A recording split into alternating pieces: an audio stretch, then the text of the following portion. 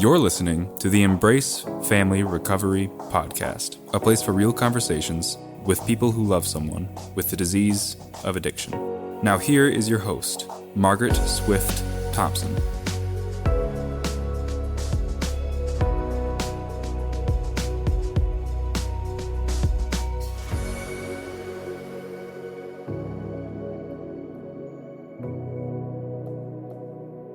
Welcome back. I want you to imagine growing up as the big brother to Chris Farley, who has been described as a comedic force and the funniest of his 5 siblings. I think Tom might disagree with that, because all Farley brothers were funny. Today, Tom shares his journey of recovery. He openly discusses his family's relationship with alcohol and the effects it had on them all. It's really neat to hear how his mom led the way.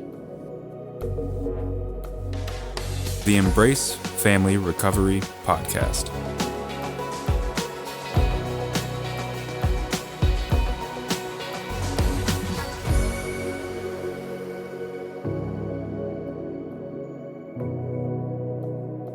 I want to say, first of all, how honored and thrilled I am you're here with me today. The timing is perfect because I am getting ready to launch a coaching group for siblings because I feel it is one of the most underserved populations out of the family system. So talk about timing. To have you, Tom, come on as a sibling. I know we'll talk about other aspects of your recovery if you're willing to share those. But first thing I always ask my guests is, who's your qualifier? Like when you look back over your life story, who were the people in your life that had the illness that brought it into the family as a member of the family? Like who would you have identified as your qualifiers for your own journey in recovery as you went through the process? I would say the person that really got all of our attention in our family was my mom. We didn't know anything about this disease. It had been in our families for generations, and we were Irish and we lived in Wisconsin. All these things, it was so normalized that we didn't have any clue. But it was, I think, my mom she goes, I don't know how to help this son of mine that's struggling, but the best I can do. And I've kind of taken this as an example in my journey as well. And she was the first one of all of us to just stop drinking. Wow. She stopped. And this was 30 years ago.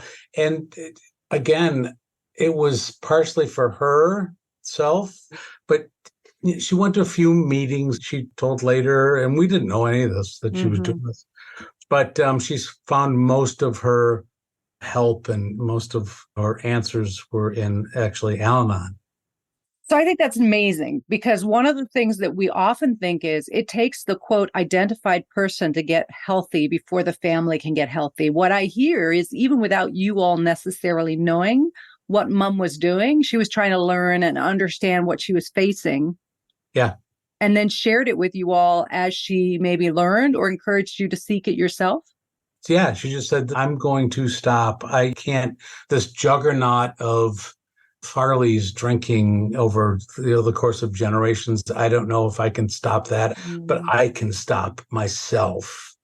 And I don't know how the rest of my siblings or even my father thought about it. But I know personally, I'm like, I liked my mom. It was like, we always used to tease mom when she was kind of getting kind of silly late at night. And then she just became a mom again. And I always appreciated that. Yeah. I mean, I saw it. I saw what she was trying, her example. And, it took me a long, long time to figure it out for myself. And I thought the same thing for my kids. So when I started having kids, I tried to do the same thing. I'm like, I'm going to do what my mom did. And I had bouts of sobriety, but it wasn't recovery. It was just being sober. My mom was able to kind of be sober. And that was good. It was good for her. So let me ask you this, Tom, because you said it kind of under there a little bit. I'm curious to dive into this a little bit, if you will. And that is, you said, I liked my mom. And I remember her getting kind of silly, but then I had my mom. So it sounds like there was a change in mom when she embraced her sobriety. And her reason for doing it was to try and stop the continuation of a family legacy of the disease in the Right. family. It was always kind of, and with my dad too, they were trying to raise us and impart all these great values. Mhm. But after 6 o'clock at night, you just stopped listening. Like, okay, it just was blah, blah, Right. blah. It's just like, Right. now you're not making sense. And these are two like really intelligent, Sure. emotional, wonderful people. But after a while, we would just go, okay, now it's falling on deaf ears because you're nonsense. And yeah, it was just great not to have to go through that. I don't Yeah. know.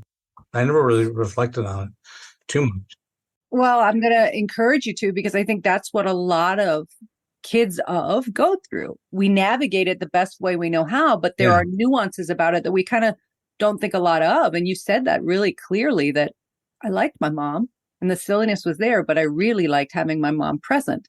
Yeah. Do you remember what age it was you noticed saying, okay, 6 o'clock's the time to sort of not vacate necessarily, but not pay as much attention because it was alcohol more than mom?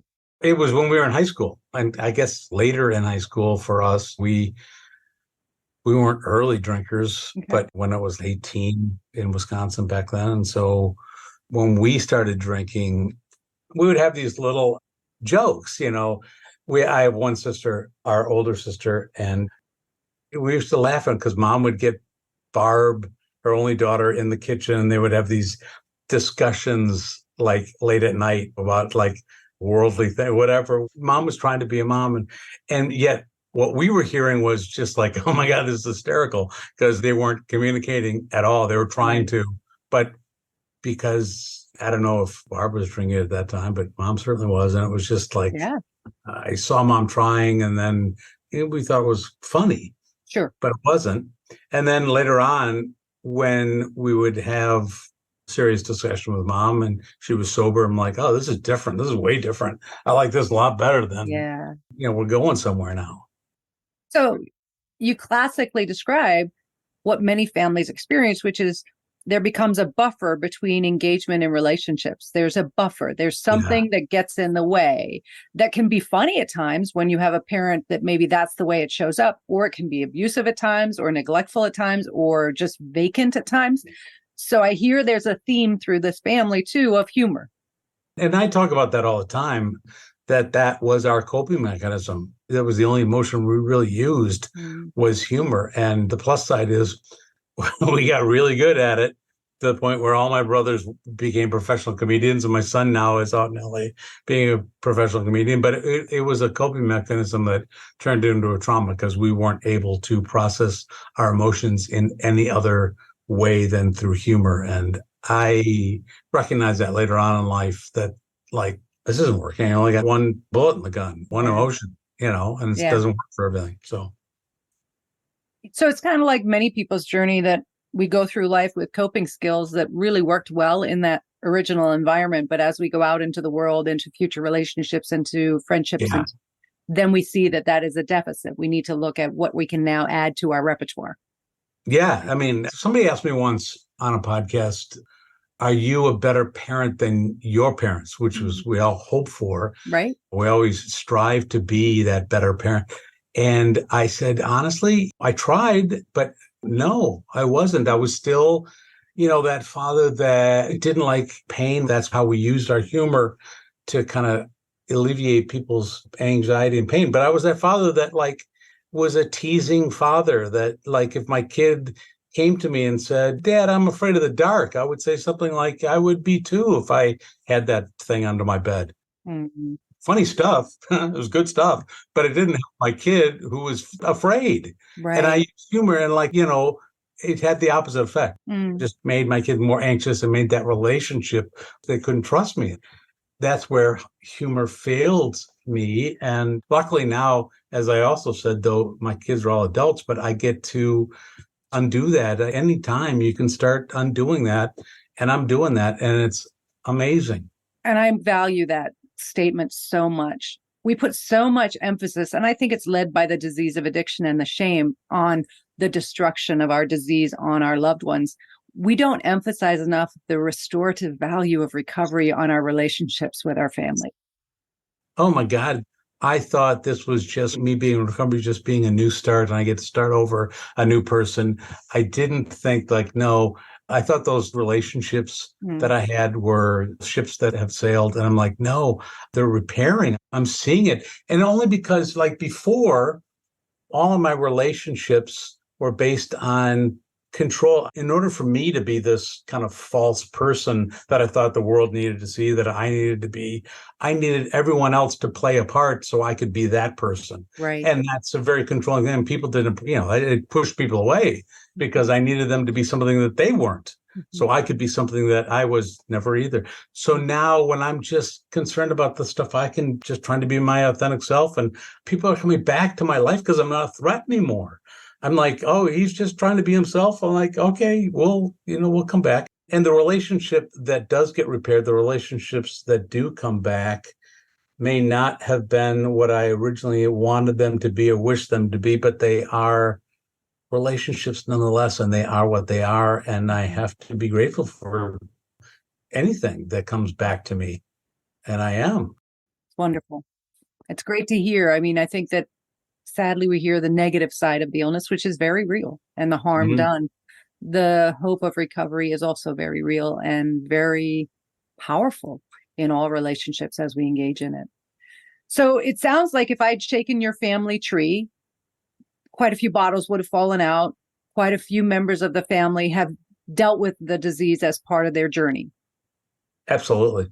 So mom sort of led the charge by changing her behavior. And you shared, it's interesting, you shared that she got sober, and yet a lot of her growth has come through Al-Anon, which I love because I think a lot of us earn our seats in Al-Anon, even though we may find our seats via AA, OA, or any other A. So mom gets into recovery. She starts showing up differently in the family. You all take note. Right. But how does she end up in Al-Anon? Like, where does that shift happen?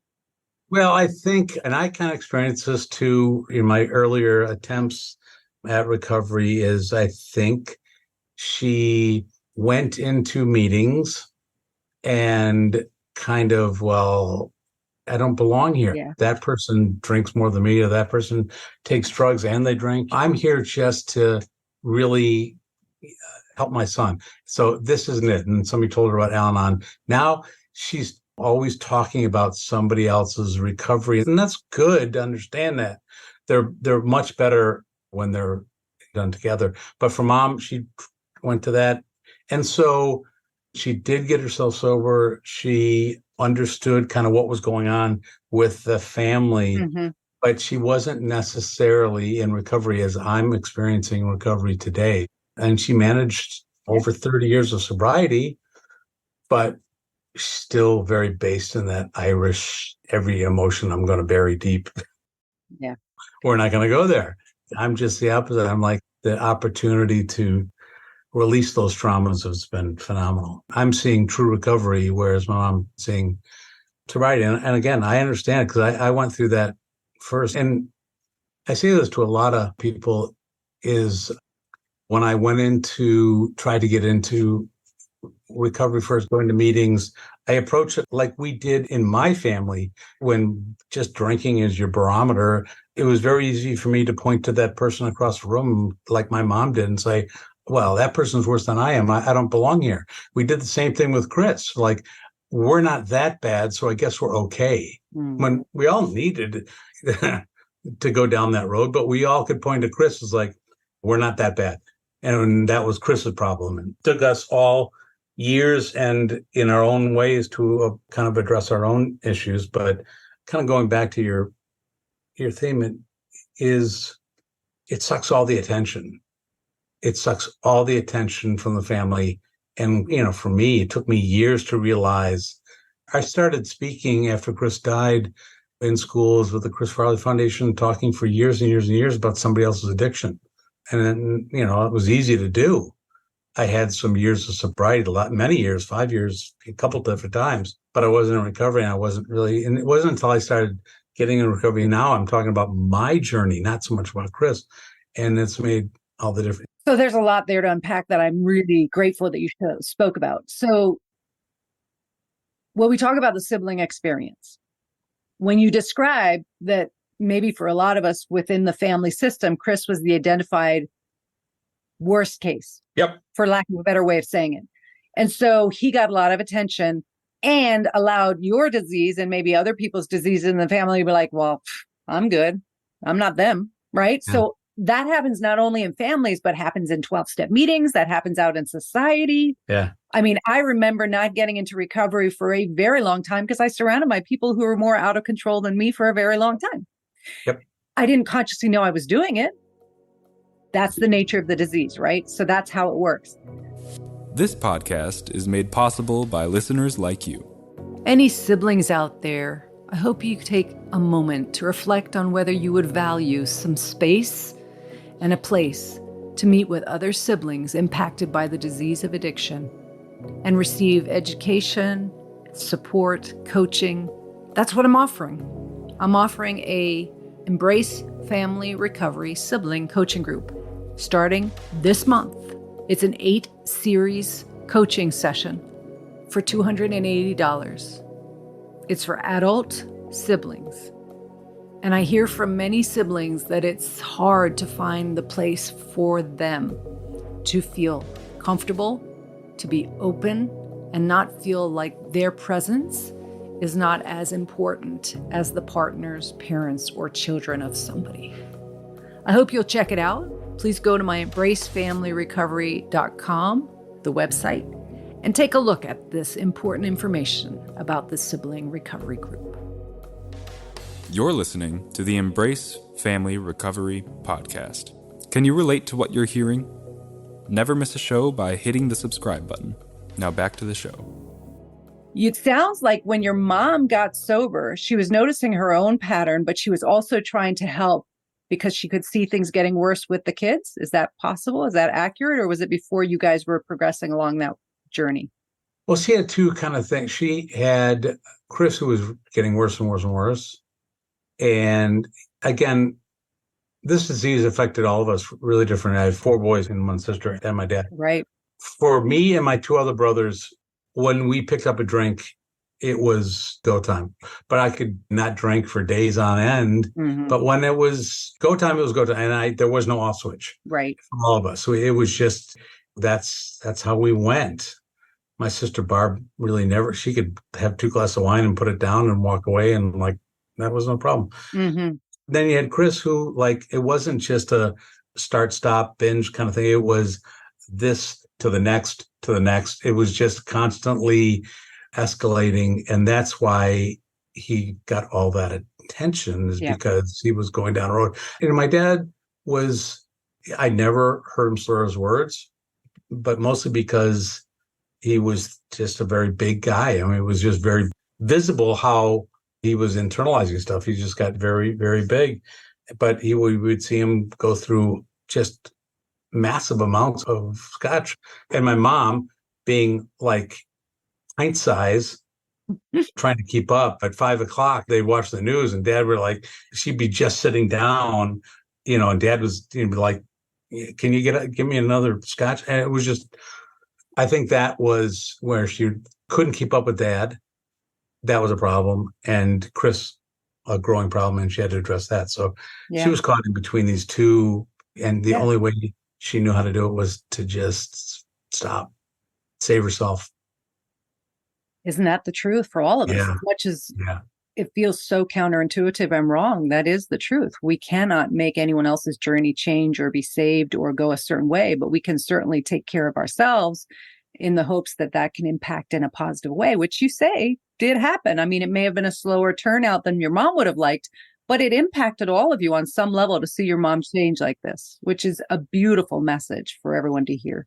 And now I see her every day. I mean, it's one of the proudest things in my recovery journey is being able to, it's almost like a gift that I'm giving back to my mom. You bet. After Chris died, she's been worried about all her kids in the same way. Right. And she saw us all go through some real tough times, all with drinking, heavily involved. And to see what I've done in my recovery. And I mean, she couldn't be prouder. To show up for your mom, present. Absolutely. It's just so great. So it's kind of like she's kind of my de facto sponsor because I talk to her all the time about like, God, you know what I would have done back in the day after that family function Right. just went to? I know exactly what it would have been. Yeah. And we laugh about it now, but she's very proud of that. I'm sure. I'm sure she's very proud of you. And you know what? What I hear you doing is giving honor to her, that maybe your journey didn't start then, but thank you, Mom, for making a change that I could witness. Yeah. Yeah. It's beautiful. Beautiful. So you've mentioned Chris a few times, and obviously the change that's happened for you in your recovery, which I just get so excited about for you. And I remember hearing this at the rural when you spoke, was you were speaking to honor your brother, to assist his foundation, to offer hope and help for other people.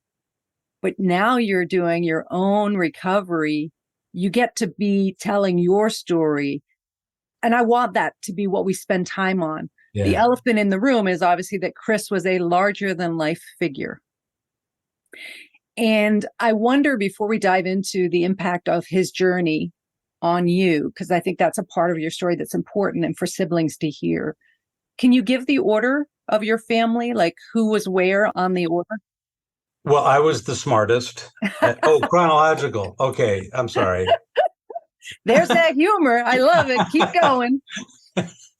So my sister Barb is the oldest, and then it was me. I'm the oldest of the four boys, and that was me, Chris, Kevin, and Johnny. Okay. So I was the one that had to share the bedroom with Chris.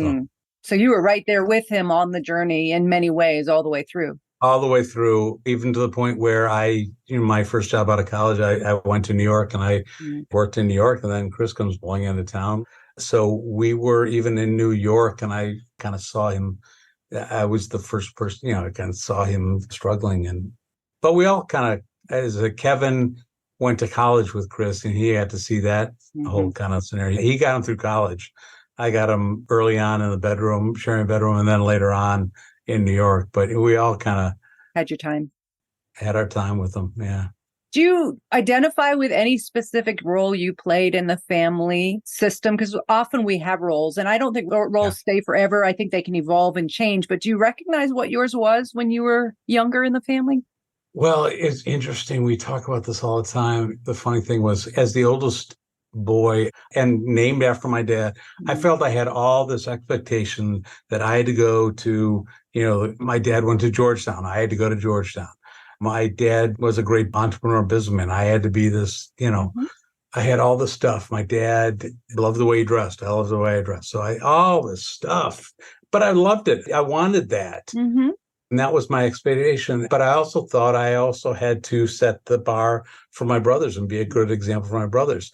And so that was all kind of put in place and cemented into my being. And then I turn around and there's Chris doing everything the opposite. I am towing the line. He's falling over it. I'm dressing well. He's just not. I'm studying and reading books. He's out playing football and just being physical and stuff like that. So I'm like, but I'm supposed to, it was crazy. And so, and yet I was doing all the stuff I was supposed to. Chris was doing all the stuff he wasn't supposed to, but he was not only getting all the attention, but my God, he could make friends out of nothing. And I struggled so hard to I didn't know who I was. Friendships were so hard for me. And I thought I was doing all the right stuff. And I had trouble, making connection to people. And Chris was just doing whatever he wanted to. And everyone loved him.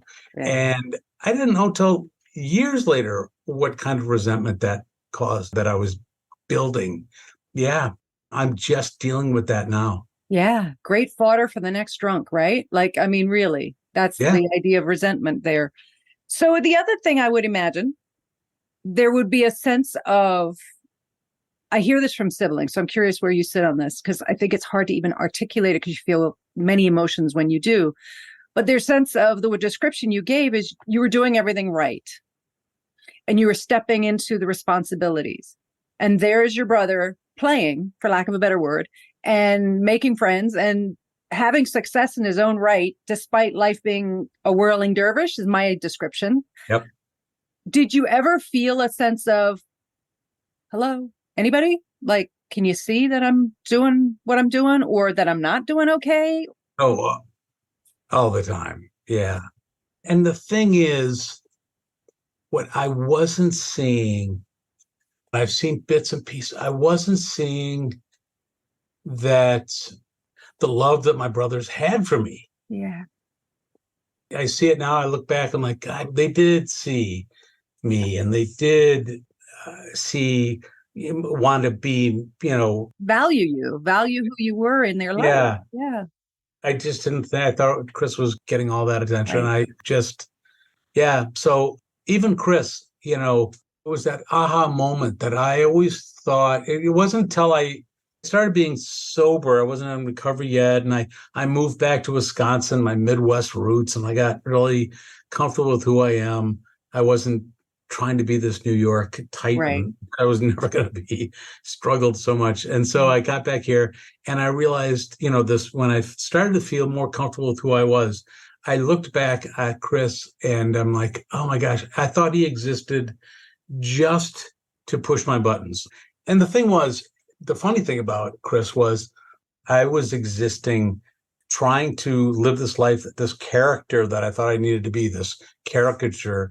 Mm-hmm. I was trying so hard to be this character.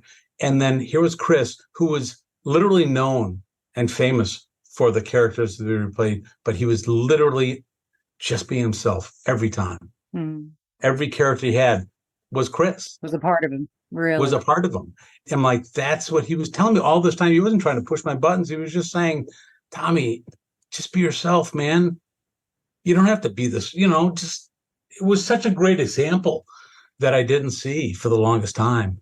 So on that level, knowing that he struggled with his illness and he was this larger than life character, very respected comedian, did a lot of great work that many people have enjoyed over the years. And I think that it's probably pretty known to most people. But you know how you say, I was trying to be this character? I haven't met anyone who's in their disease that doesn't feel like a fraud on some level. Oh my gosh. Right? When I first went to a meeting and actually sat and listened and really wanted to get somebody out, and I heard the words rigorous honesty. I mean, I clung to that. I'm like, wait, I get to live a life authentically and honestly. Right. That was the life preserver that was thrown to me first. I just clung to it. So when you talk about Chris being an example of be yourself, knowing he was struggling in his illness, and yes, he had times of sobriety, I believe. Oh, well, yeah. And that was when I just saw him in such a different, when we were out in New York and he went through a couple of treatments and he was just trying to save his job. He thought he was going to lose this dream job of his. And then he went one summer, I think it's after his second season at SNL, and he went back to Hazleton. But instead of going back to his big apartment, he went back to a sober living in Hazleton, had a sober living facility in Lower Manhattan. And here he was on TV every weekend, but checking into his cot every night. Right. And for me, like, what I noticed is, oh, he's dressing better. And I thought it was related to his success. And it wasn't. It was his total, because he was working his recovery program. He respect himself. But for me, I saw it different, but I just saw like, okay, this is a different Chris. And then he asked me a couple years later to come to a meeting that he was chairing. And I didn't like, what meeting? What are you talking about? It was my first meeting. I went and I saw him, and it was just, I was seeing my brother in a completely different, I was just so amazed at seeing him almost for the first time. Who he really was. Yeah. Beautiful. Yeah. Beautiful. It really was.